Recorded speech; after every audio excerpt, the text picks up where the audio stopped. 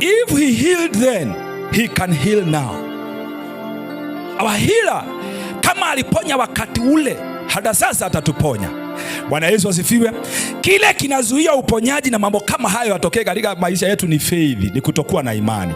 Na nimekuwa nikisema hapa mambo na imani. Bwana Yesu asifiwe. Bwana asifiwe. Milango toa kofia. Tuko katika nyumba ya Mungu. Kwa kutokuwa na imani ndio inafanya kwamba maisha yako ya kuwa stagnated, maisha yako ya kuwa vile yalivyo. Siku nyingine nilikuwa najiuliza, Mungu ninahubiri injili na sina gari. Yaani ni kumaanisha ni mimi niko na shida. Maybe I'm the one who has a problem because maybe I don't have plan. Maybe I don't have kujipanga.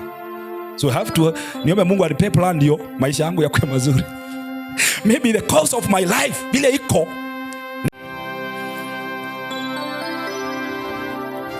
If he healed then, he can heal now.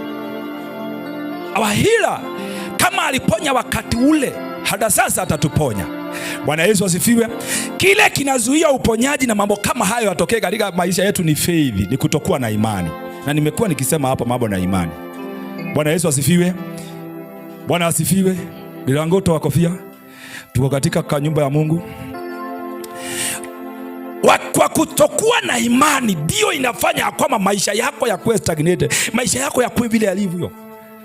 Siku nyingine nilikuwa najiuliza, Mungu ninahubiri injili na sina gari. Yaani ni kumaanisha ni mimi niko na shida.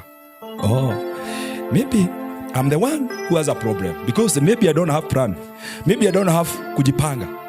So I have to niombe Mungu anipe plan ndio maisha yangu yakuwe mazuri. Maybe the course of my life vile iko